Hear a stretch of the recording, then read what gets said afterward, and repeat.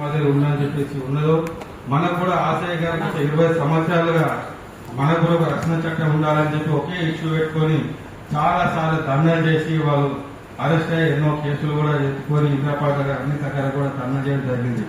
లక్ష్మక్క గారు కూడా ఒక ఎస్సీ సాధన సమితి పెట్టి ఒక ఇష్యూ మీద కూడా వారు మనకు సాధించాలనే ఉద్దేశంతో కూడా వారు కూడా చేసే పెద్ద ప్రయాణంలో అందరం కూడా భాగస్వామి అవుతున్నాం. నరసింహన్న గారు కూడా రక్షకుల అభివృద్ధి కోసం కూడా అన్ని ఒక్కొక్క రకంగా ఒక్కొక్క స్పందాల స్పందిస్తున్నారు. కాబట్టి అన్ని సంఘాలు ఏకదాటిగా అందరు ఐకమత్యంగా ఏదో ఒక ఇష్యూ మీద మనం పనిచేస్తున్నాం. కాబట్టి ఈ యొక్క తరుణంలో మనకు కూడా ఒక ఎస్సీ ఎస్టీ అట్రాసిటీ కేసు మాదిరిగా ఒక రక్షణ చట్టం ఉండాలి, ప్రొటెక్షన్ యాక్ట్ ఉండాలని చెప్పేసి కూడా మనం ఈ సందర్భంగా మన ప్రభుత్వం మనం పెద్ద ఎత్తున మన ఒత్తిడి తీసుకురావాలి.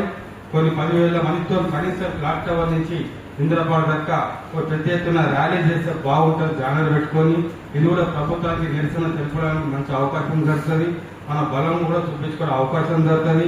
ఇంతమంది ఏకదాటిగా ఇంతమంది సమన్వయించారు, అన్ని సంఘాలు ఏకమయ్యారని చెప్పేసి కూడా ప్రభుత్వానికి ఒక నివేదిక పోతుంది, ఇంటర్నల్ రిపోర్ట్ పోతుంది. కాబట్టి అందరు ఏకదాటిగా ఈ సమస్యను ఈ విధంగా తీసుకొస్తారని ఆలోచిస్తూ ఈ విషయం మొత్తం పెద్ద ఎత్తున కనీసం 10,000 మందిని కూడా అన్ని సంఘాలు ఏకదాటిగా వచ్చి వారు తోచినంత విధంగా ఆ ఒక పబ్లిక్ ని మొబిలైజేషన్ చేసుకొని గ్రామ స్థాయి నుంచి కానీ జిల్లా స్థాయి నుంచి మండల స్థాయి నుంచి కూడా తోచిన విధంగా అందరూ కూడా పబ్లిక్ వచ్చి ఒక 10,000 మంది అట్లీస్ట్ ఒక 10,000 పీపుల్స్ అక్కడ వచ్చేసి పెద్ద ఎత్తున ర్యాలీ చేస్తే ప్రభుత్వానికి కూడా ఒక నివేదిక పోతుంది, ఇంటెలిజెన్స్ నివేదిక పోతుంది. వాళ్ళ మీద కఠిన చర్య తీసుకోవడానికి సమస్యలు అందరూ ఒక్కటైతే రా అని చెప్పేసి కూడా ఆ సందేశం పోతుంది. కాబట్టి నాకు చిన్న సలహాన్ని పాటిస్తారని ఆశిస్తూ నాకు అవగాహించిన ఆశయ గారికి ధన్యవాదాలు.